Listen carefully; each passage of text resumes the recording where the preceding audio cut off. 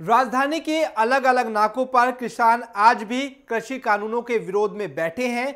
आंदोलन का आज 30वां दिन था और इस बीच आज अटल जयंती भी थी। भारत रत्न और पूर्व प्रधानमंत्री अटल बिहारी वाजपेयी की जयंती पर बीजेपी ने किसानों को लुभाने के लिए, किसानों के इस आंदोलन में किसानों को समझाने के लिए आज किसान सम्मान निधि की 7वीं किस्त जारी की, जिसे एक मेगा इवेंट के रूप में पूरा प्रदर्शित किया गया। जहां एक तरफ पीएम मोदी ने किसानों संग 1.5 घंटे से भी ज्यादा बड़ी बातचीत की, तो वहीं पूरी मोदी कैबिनेट आज मैदान में उतरकर किसानों को समझाते हुए दिखाई दी कि कृषि बिल या कृषि कानून जिसका विरोध हो रहा है, दरअसल वो किसानों के पक्ष में है। आज इसकी ही बड़ी बातें हम आपके साथ साझा करेंगे और ये बताएंगे कैसे पीएम मोदी ने एक एक बातों पर जिस पर कंफ्यूजन था उसके बेबाकी से जवाब दिए। वो 6 बड़े सवाल जिनके पीएम मोदी ने आज जवाब दिए, उसे हम आपको दिखाने वाले हैं बहुत सटीक तरीके से। और आज दिखाने वाले हैं पीएम मोदी के संबोधन की बड़ी बातें क्या थी। लेकिन उससे पहले हम आपको यह भी दिखाएंगे कि आखिर मोदी कैबिनेट में कैसे दिग्गज नेता कहां से किसानों को समझाने के लिए मैदान में आए। तो चलिए शुरू करते हैं बिना वक्त गवाए।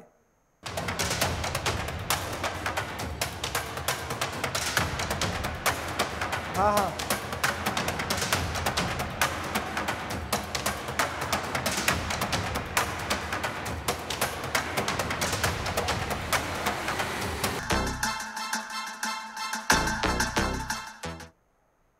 किसानों का संवाद, कब खत्म होगा विवाद, यही आज के प्रोग्राम का नाम है और शायद यही आज की मांग है। दरअसल सबसे पहले ग्राफिक्स के जरिए समझिए कि आखिर पीएम मोदी की कैबिनेट ने कहां बैठक की। अमित शाह जो आज दिल्ली के महरौली में गरजते हुए नजर आए, किसानों को समझाते हुए नजर आए। इसके अलावा राजनाथ सिंह जो द्वारका में हमें दिखाई दिए, उन्होंने भी द्वारका में जाकर किसानों के पूरे प्रोटेस्ट में किसानों को समझाने की कोशिश की और बताने की कोशिश की कैसे कृषि कानून फायदेमंद है। नितिन गडकरी, जिनके पास भी बड़ा मंत्रालय है, सड़क परिवहन मंत्री है, लेकिन आज भी वो कृषि मंत्री की भूमिका में नजर आए। उन्होंने किसानों को समझाया और बताया कैसे कृषि कानून उनके विरोध में नहीं बल्कि उनके जीवन में आमूलचूल परिवर्तन कर सकता है।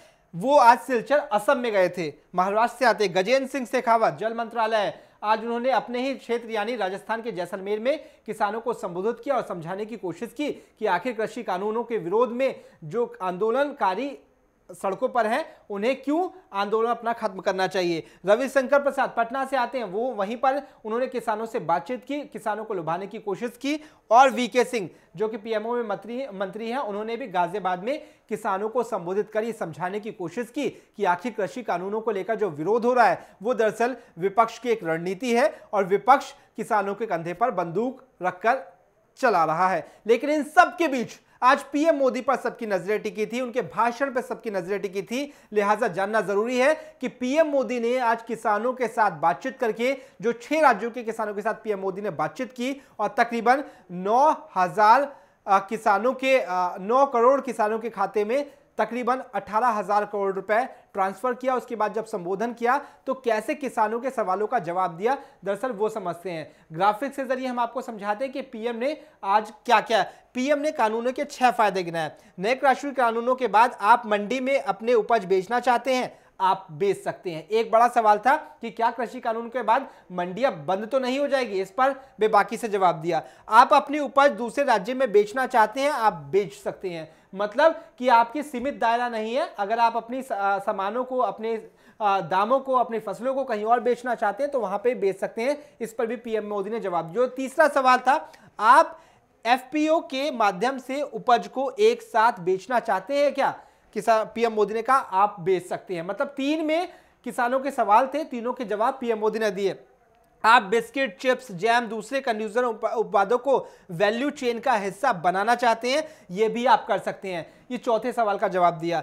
आप अपनी उपज का निर्यात करना चाहते हैं, मतलब आप अपनी जो आपने फसल उगाई है उसको एक्सपोर्ट करना चाहते हैं, आप कर सकते हैं। कुल मिलाकर जितनी भी कंफ्यूजन थी उस पर क्लियर। इसके अलावा आप उसे व्यापारी को बेचना चाहते हैं, अपनी फसलों को, तो आप बेच सकते हैं। तो मतलब 6 सवाल, 6 कंफ्यूजन जो किसानों के मन में घर कर गया है, उस पर पीएम मोदी ने समझाने की कोशिश की। इसके अलावा पीएम मोदी के संबोधन की बड़ी बातें क्या है यह जानना भी आज जरूरी है, इसलिए हमने बड़ी बातों का भी, तकरीबन 1.5 घंटे के संबोधन में बड़ी बातों का भी लब्बो लुआ दिया, वो पढ़िए। बंगाल के किसानों को फायदा नहीं मिल रहा, लाभ नहीं मिल रहा।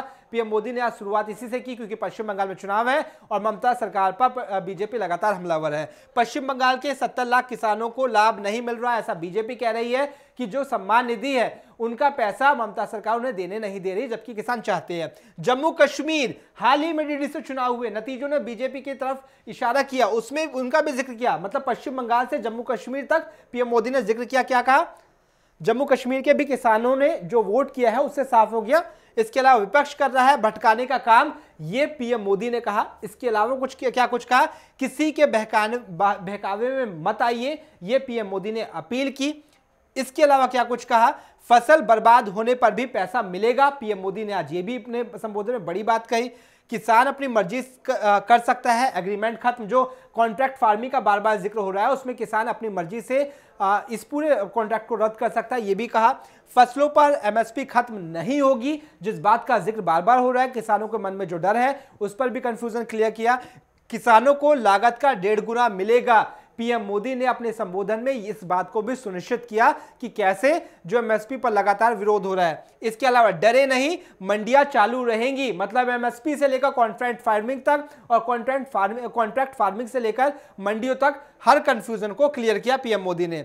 मंडियों को ऑनलाइन करने का काम शुरू हुआ है, पीएम मोदी ने कहा है डिजिटलाइजेशन का जमाना है और किसानों की आमदनी को दुगना करना है तो उन्हें डिजिटल तरीके से जोड़ना होगा, इस बात का जिक्र पीएम मोदी ने कहा। तो कुछ ये बड़ी बातें थी जिसको मैं बता रहा था। पुरानी सरकारों ने किसानों को छला है, विपक्ष पर भी हमलावर करते हुए नजर आए, किसानों को समझाया, कंफ्यूजन दूर की। कुल मिलाकर पुरानी सरकारों ने किसानों को छला है। ये तमाम बातें जो है आज पीएम मोदी करते हुए नजर आए। आप तस्वीरों में भी देख सकते हैं, पहले ऊपर किसान है और नीचे हमारे को मोदी कैबिनेट के वो बड़े चेहरे जिन पर आज किसानों को समझाने की पूरी जिम्मेदारी थी। जिम्मेदारी सबने निभाई, किसानों को सबने समझाया अपने अपने स्तर पर, अपने अपने क्षेत्र में। मोदी कैबिनेट पूरी फौज में मैदान जंग में नजर आई और नारा ये दिया गया कि किसानों के सम्मान में मोदी की फौज मैदान में। लेकिन मैदान जंग में उतरी मोदी की फौज ने आखिर जो अपने तर्कस से जो तीर निकाले हैं किसानों को समझाने के लिए, उन तीरों का असर विपक्ष पर कितना होगा और विपक्ष के बाद उन सब के बीच देखना यह है कि क्या इतना समझाने के बाद भी किसान आंदोलन खत्म करेंगे, इस पर अब भी संशय है। हालांकि कल का दिन काफी महत्वपूर्ण है क्योंकि कल किसानों को यह फैसला करना है कि सरकार से अब अगले दौर की बातचीत होगी या फिर नहीं।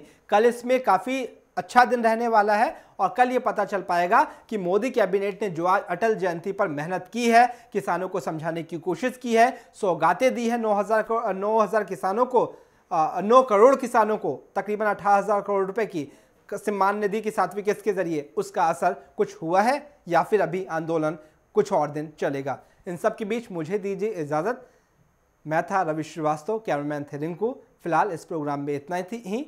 आप देख रहे थे J24/7 न्यूज़ का डिजिटल प्लेटफॉर्म। धन्यवाद।